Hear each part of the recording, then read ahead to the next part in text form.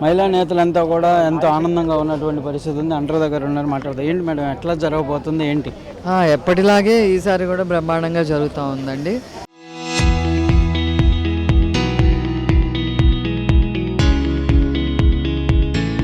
దీని మెయిన్ ఇదేంటి అంటే మహానాడు సందర్భంగా మరి స్వర్గీయ ఎన్టీ రామారావు గారి పుట్టినరోజు సందర్భంగా పార్టీ పుట్టిన కాడి నుంచి కూడా ఈ మహానాడు జరుపుకోవటం జరుగుతుంది.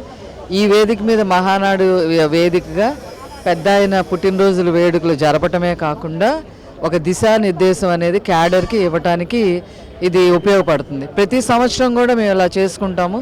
మా ఐడియాలజీని, పార్టీ ఐడియాలజీని వ్యాపింపజేసే విధంగా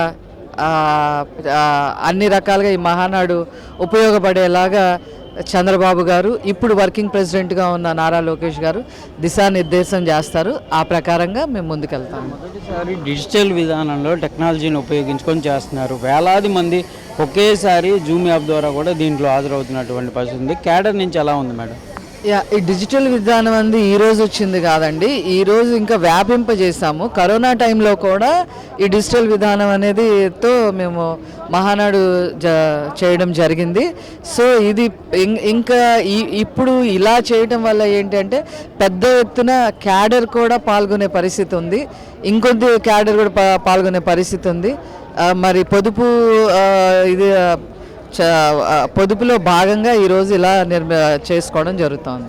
ఇప్పుడు ఒకే చోట చేరి అందరూ ఒక పండగ వాతావరణం లాగా ఉండేది, అది ఏమన్నా మిస్ అయ్యారు అనుకుంటున్నారు ఈ డిజిటల్ విధానం ద్వారా? అన్నిటికీ కూడా ప్రిపేర్ అయి ఉండాలని నారా చంద్రబాబు నాయుడు గారు చెప్తారు. So no disappointment, party main ఎజెండానే ముఖ్యం. ఇది అందరూ గారైతే చెప్తున్నటువంటి పరిస్థితి ఉంది. కెమెరామెన్ మనోజ్తో సాయి శంకర్, టీడీపీ కేంద్ర కార్యాలయం నుంచి.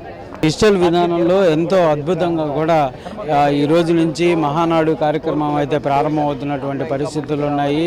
ఎంతో అద్భుతంగా కూడా ఏర్పాట్లు చేసినట్లు కూడా పార్టీకి సంబంధించినటువంటి నేతలందరూ చెప్తున్నారు. ఇప్పుడే నేతలంతా కూడా, ముఖ్య నేతలంతా కూడా పార్టీ కార్యాలయానికి అయితే చేరుకుంటున్నటువంటి పరిస్థితులు ఉన్నాయి. ఎంతో పండగ వాతావరణం అయితే ఈ టీడీపీ కేంద్ర కార్యాలయంలో కనిపిస్తుంది. ఇక్కడ నుంచి దిశానిర్దేశం చేసే విధంగా కూడా మరికొద్ది సేపట్లో నేతలందరూ కూడా ఇక్కడ నుంచి కార్యకర్తలతో మాట్లాడేటటువంటి అంశాలు ఉంటాయి. అనేక అంశాలపైన కూడా ఈరోజు డిస్కషన్ చేసుకునేటటువంటి అవకాశాలు కనిపిస్తున్నటువంటి పరిస్థితులు ఉన్నాయి.